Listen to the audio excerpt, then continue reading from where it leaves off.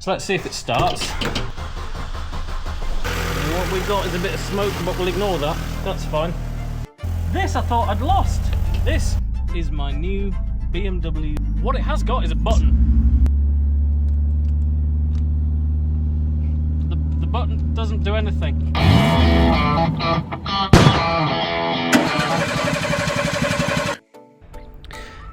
Bit of a weird one today. We've got a bit of movement on one of the minis, not the silver one. The black one. The one that runs, the one that works, the one that just needs a bit of recommissioning to get it back on the road. Now, obviously I said I was going to be doing the silver mini. I am still going to be doing the silver mini next once the focus goes, which is sort of there. I'll be doing that in another video very soon. But anyway, this one. So this mini's been sat for a little while. I'm about to jump start it. The reason for that is because I'm going to be doing a straight swap with a BMW Z3. It isn't the straight 6 before anyone says, oh, is it the straight 6 one? It isn't. It's the boring 4-cylinder 1.9. But it is a Z3, and it is in better condition than the Mini at the moment, the way it sits. And it's got a year, about, I want to say a month's MOT on it, roughly. And the previous MOT history looks okay. It's not great, but it's okay. The car as it sits at the moment needs a set of tyres. It could do with brakes because it's been sat for a little while. But it starts, runs and drives, so let's get it, let's swap them, and follow me along while I play car swapsies for the next hour. So let's see if it starts. I need to take the canvas of the Land Rover out as well, because that's in there. I'll do that in a second.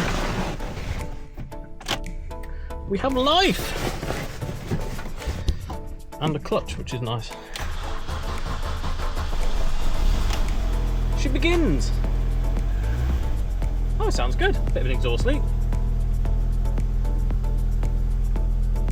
Airbag light on. And no fuel. Good. So it will be sold with all the bits in the back. It's got lots of stuff in the back because, like I said, I was making a bit of a start on it. So pretty much everything that this car needs to get it nice is in the back, ready to go. This I thought I'd lost. It's my original polishing bag. I used to have it in the boot of my Jag. God knows why it's here. And what we've got is a bit of smoke from the rocker cover gasket leaking, but we'll ignore that. That's fine. I've also got a water bottle without a lid, some electrical connectors and a pair of mole grips. All very important things, which I thought I'd lost. Just goes to show how organised I am. The answer's very... That can stay in here. That can go there. Cool, right, we need to head over there now because he's literally waiting. Yeah, so this is it.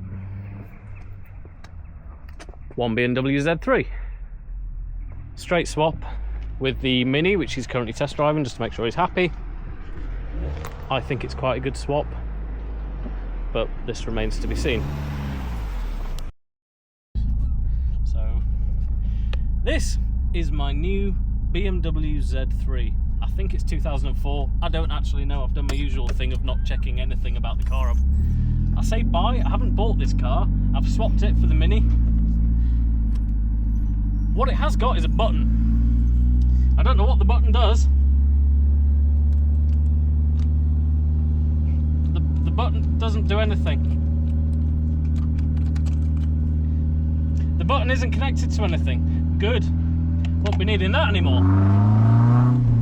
The back box has fallen off, so it is a little bit noisy, as you can tell. That's a job for me to sort. It's got an airbag light on. It has, however, got a full tank of fuel, which is one better than the Mini, which had no fuel.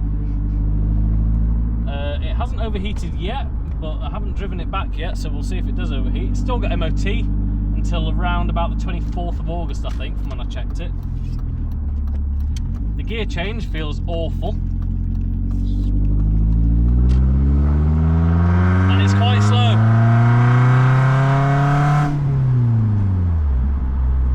For a BMW, it is quite slow. But it sounds alright. I might put a slightly sportier back box on it, we'll have to wait and see. It drives straight enough. I think the steering wheel's slightly off centre, but it is tracking straight. The brakes exist. The handbrake also exists.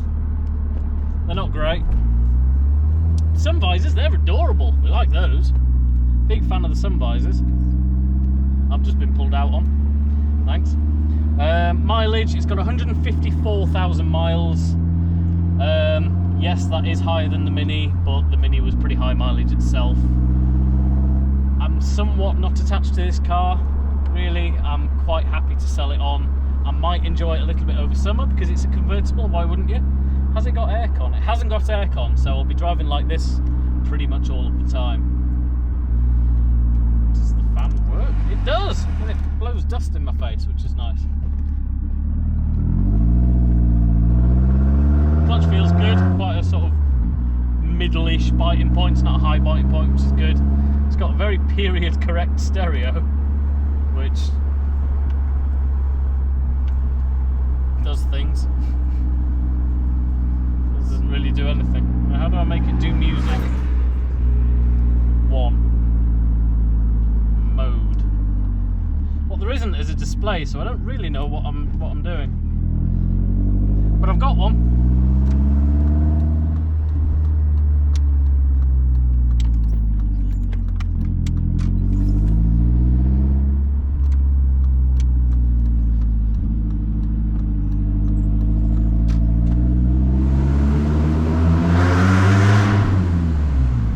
Sounds a lot faster than it actually is. I think the top speed on the Speedo of 140 mile an hour is a little bit ambitious. I think maybe 120 is more realistic. But it can take the spot of the Mini and it can be parked there for the next 2 years until I get bored of it. Yeah, so what I didn't do was end up parking it up for 2 years and abandoning it.